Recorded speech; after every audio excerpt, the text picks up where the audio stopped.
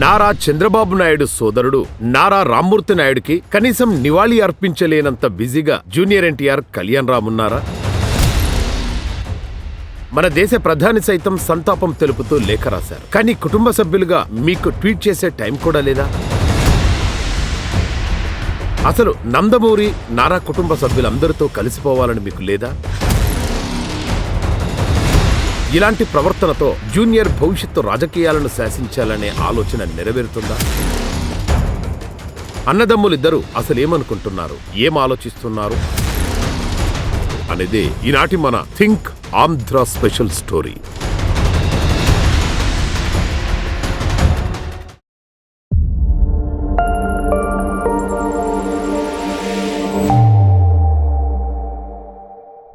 తెలివితేటలు ఎక్కువైనా తమంతట తమకు పెద్దరికం వచ్చినా ఎవరి మాట వినే పరిస్థితి ఉండదని పెద్దలు చెబుతుంటారు. సరిగ్గా జూనియర్ ఎన్టీఆర్ కళ్యాణ్ రామ్ కూడా ఈ మాటను అన్వయించుకోవచ్చు. కొద్ది సంవత్సరాలుగా చంద్రబాబు, బాలకృష్ణ, లోకేష్ తో వీరిద్దరికీ రోజు రోజుకు దూరం పెరుగుతుందే కాని తగ్గడం లేదు. అలా అని చంద్రబాబు గాని లోకేష్ గాని వారికి వ్యతిరేకంగా ఉన్నారా అంటే అదేనూ లేదు. లోకేష్ చాలా సందర్భాల్లో ఎక్స్ వేదికగా జూనియర్ ను విష్ చేశాడు. రీసెంట్ గా దేవర సినిమా టికెట్ రేట్లు పెంచుకోవడానికి కూడా చంద్రబాబు పర్మిషన్ ఇచ్చేశారు. అయినప్పటికీ వీళ్ళిద్దరికీ ఎందుకు అర్థం కావట్లేదు, దగ్గరయ్యే ప్రయత్నాలు ఎందుకు చేయడం లేదు అనే ప్రశ్న అందరినీ కుదిపేస్తోంది. నాడు ఎన్టీఆర్ ముఖ్యమంత్రిగా ఉన్నప్పుడు చంద్రబాబు కార్యకర్తలా పనిచేశారు. అవకాశం వచ్చిన తర్వాత ఒక్కసారిగా ముఖ్యమంత్రి అయ్యారు. అది కదా సమయస్ఫూర్తి. ఇక్కడ జూనియర్ ఏదో తప్పు చేస్తున్నాడని చెప్పే ప్రయత్నం కాదు నాది. జూనియర్ ఎందుకో తన అడుగులు సక్రమంగా వేయట్లేదేమో అనేదే నా అభిప్రాయం. చంద్రబాబును అరెస్టు చేసిన సమయంలో ఈ అన్నదమ్ములిద్దరూ స్పందించలేదు. టీడీపీ, నందమూరి అభిమానులకు ఎంతో ఆశ్చర్యం వేసింది. జగన్ అంటే భయం వేసిందా, లేదంటే చంద్రబాబు అంటే ఇష్టం లేదా? ఎంతో మంది పార్టీ శ్రేణులు రాజమండ్రి వెళ్లి చంద్రబాబు జైల్లో ఉన్న 53 రోజులు అక్కడే ఉన్నారు. నారా కుటుంబానికి మద్దతుగా నిలిచారు. కుటుంబం కష్టాల్లో ఉన్నప్పుడు తోడుగా నిలువలేనంత ద్వేషం దేనికి? కుటుంబ సభ్యుల మీద అంతటి ద్వేషంతో ఏం సాధిస్తాం? హరికృష్ణ మరణానంతరం కూడా ఒక తండ్రిలా ఆడియో లాంచ్లకు వచ్చి బాలకృష్ణ వీరిద్దరిని చేరదీశారు. ఏం జరిగిందో ఏంటో ఒక్కసారిగా బాలయ్య కూడా దూరం పెట్టే పరిస్థితి తెచ్చుకున్నారు ఇద్దరు సోదరులు. చిరంజీవితో గొడవైనా ఒక్కసారి పిలిస్తే అన్ని మర్చిపోయి పలకరించే నిష్కల్మషమైన మనసు బాలయ్యకుంది. అలాంటి బాలయ్య ద్వేషానికి కూడా వీరు గురయ్యారంటే ఏం సాధిద్దామనుకుంటున్నారో ఒకసారి వారే ఆలోచించుకోవాలి.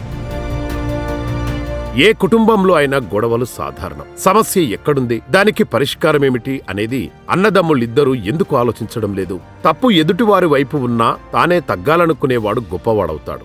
ఎంత తగ్గితే అంత మంచిది. అలా ఎందుకు తగ్గి గొప్పవారనిపించుకోకూడదు?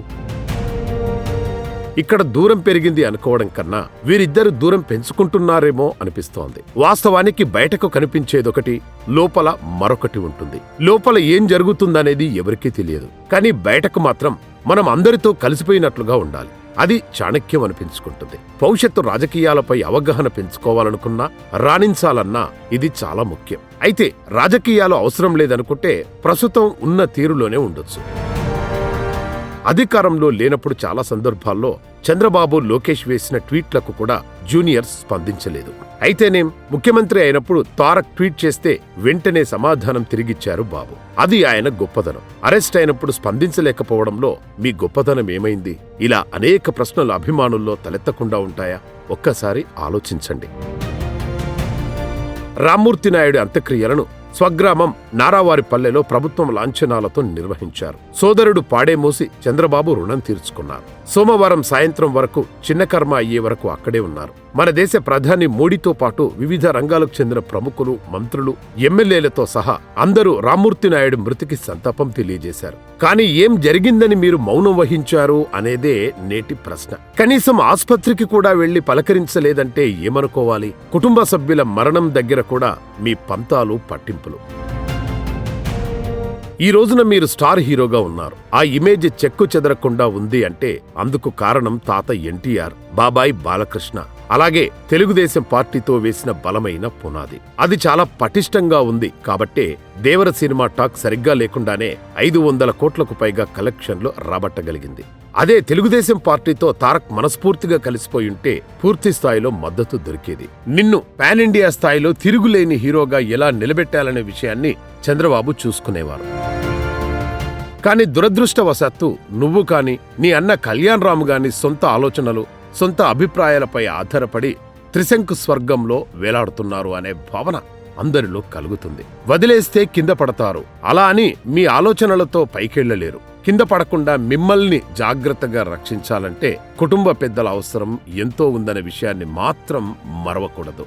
కలిసి ఉంటే కలదు సుఖం అనే మీ తాతగారి సినిమాని ఒక్కసారి గుర్తు చేసుకోండి. ఈ స్టోరీ ఎవరినో మెప్పించడానికో నొప్పించడానికో కాదు. ఒక జర్నలిస్టుగా ఇది నా అభిప్రాయం మాత్రమే. ఇట్లు మీ రాజేష్.